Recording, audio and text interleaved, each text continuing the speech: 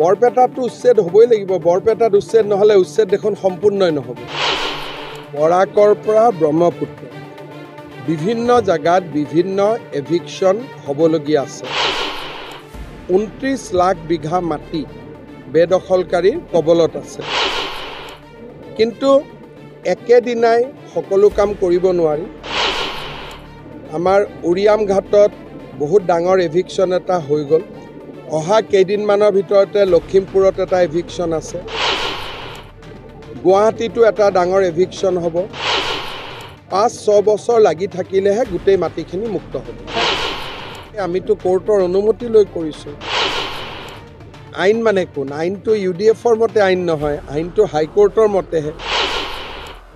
প্ৰত্যেকটো এভিকশ্যনৰ এগেইনষ্টত হাইকোৰ্টত কেছ হৈছে। হাইকোৰ্টত আমি জিকিছোঁ, তাৰ পিছতহে এভিকশ্যন হৈছে। তাৰমানে আমিতো আইনৰ মাজতে এভিকশ্যন কৰিছোঁ।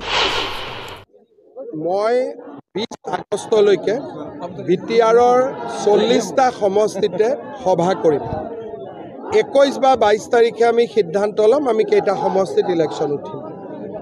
আজি আমাৰ ক'ত ক'ত কাৰ্যকৰ্তাসকল কিমান উৎসাহী, জিকিব পাৰিম, হাৰিম, তীব্ৰ প্ৰতিদ্বন্দ্বিতা হ'ব, এই গোটেই কথাবিলাক নিজ চকুৰে চাবৰ কাৰণে প্ৰত্যেকটো সমষ্টিতে মই এখনকৈ মিটিং লৈছোঁ। 20 আগষ্টলৈকে মোৰ মিটিং চলিব। 21 বা 22ত আমি সিদ্ধান্ত ল'ম যে আমি কিমান চিটত প্ৰতিদ্বন্দ্বিতা কৰিম। ছাৰ, কালি কংগ্ৰেছৰ এখন বৰ্ধিত কাৰ্যনিৰ্বাহক সভা হৈছিল আৰু তেওঁলোকে তাত সিদ্ধান্ত লৈছে যে আগষ্টত তেওঁলোকে অসমৰ ৰাইজৰ মাজলৈ যাব।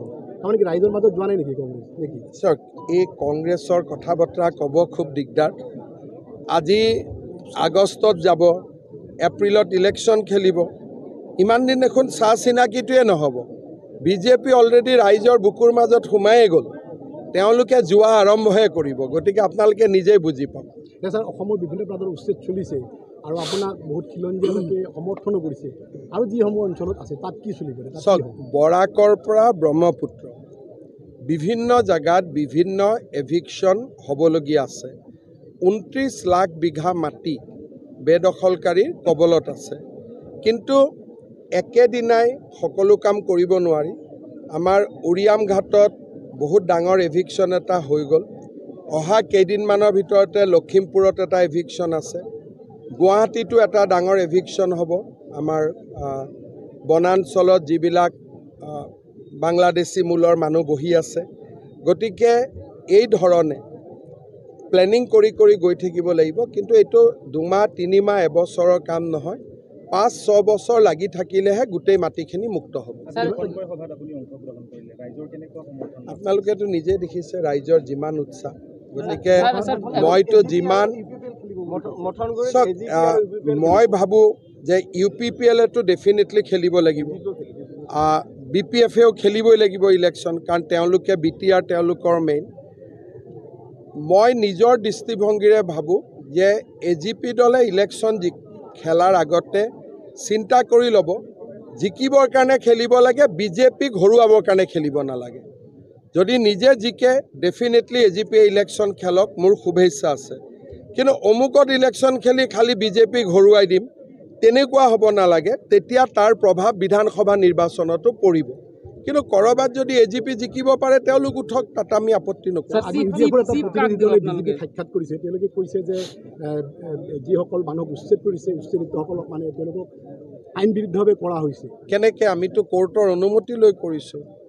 আইন মানে কোন? আইনটো UDFৰ মতে আইন নহয়, আইনটো হাইকোৰ্টৰ মতেহে। প্ৰত্যেকটো এভিকশ্যনৰ এগেইনষ্টত হাইকোৰ্টত কেছ হৈছে।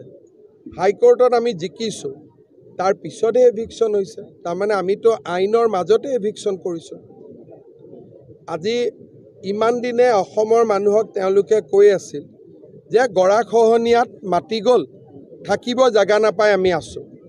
এতিয়াতো আমি দেখিলোঁ এজন এজন মানুহে 300 বিঘা, 400 বিঘা, 200 বিঘা, ইমান মাটিটো আপোনাৰ মোৰো নাই। গতিকে যদি মাটি যোৱা মানুহে 300 বিঘা মাটি দখল কৰিব পাৰে, তেতিয়া মোৰ ঘৰটো পানীয়ে লৈ গ'লেই মই ভাল পাম, যে মোৰ ঘৰটোও লৈ যাম। তেতিয়া মই ক'ৰবাত গৈ 300 বিঘা মাটি দখল কৰিব পাৰিম। সংখ্যালঘু সংগঠনখিনিয়ে আচল কথা বুজি পোৱা নাই। তেওঁলোকে উৰিয়াম ঘাটত যাব লাগে, গৰুখুটিত যাব লাগে, গ'লে দেখিব যে হাজাৰ হাজাৰ বিঘা মাটি মানুহে দখল কৰিছে। কোনোবাই 1.5 কঠা মাটি দখল কৰি আছে, তাত আমাৰ ক'বলগীয়া একো কথা নাথাকে। 2 কঠা মাটিত আছে 100 বিঘা 200 বিঘা।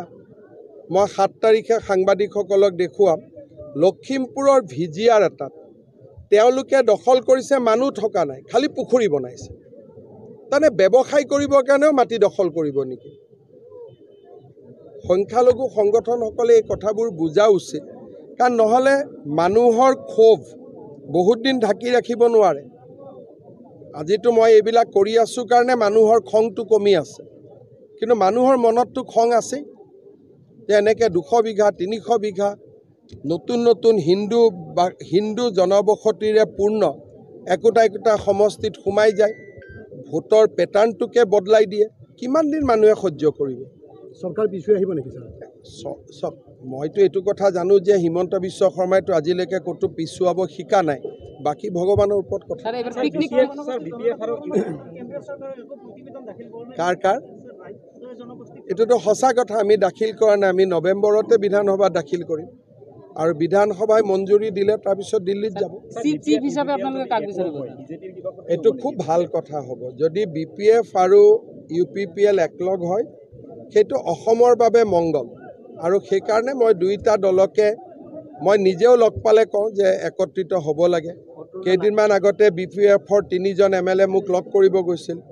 মই 3জনকে কৈছোঁ যে আপোনালোকে মিলা মিছা কৰি লওক। মোৰতো চবৰ লগতে যোগাযোগ থাকে, যোগাযোগটো ডাঙৰ কথা নহয়। অসমৰ মুখ্যমন্ত্ৰীয়ে চবৰ লগতে যোগাযোগ ৰাখিব লাগে। কালিয়ে কংগ্ৰেছৰ মিটিঙত কি হৈছে কি হোৱা নাই মোৰ মোবাইলতে টেপ ৰেকৰ্ডাৰ হৈ আছে। যোনে যি ভাষণ দিছে, ভাষণ দি আছে আৰু মোক মোবাইল ফোনত মানুহে পঠাই দি আছে। তাৰমানে যিমান ৰাজনৈতিক দল আছে সকলোতে মোৰ বন্ধু আছে, সেইকাৰণে চবৰ লগতে মই কথা পাতোঁ। বিজেপিৰ লাভ লোকচানটো বাদ দিয়ক না, জাতিটোৰ ভাল হ'ব লাগে। বিজেপিটো ৰাষ্ট্ৰৰ তলত, আমিনো সদায় কি কৈ থাকোঁ দেশ ওপৰত বিজেপি তলত, গতিকে দেশৰ ভাল হ'ব, কাৰো লগত শত্ৰুতা নাই। আৰু ইলেকশ্যনৰ পিছত ময়ো চেষ্টা কৰিম যাতে সকলো একত্ৰিত হয়, যদি মোৰ কথা শুনে।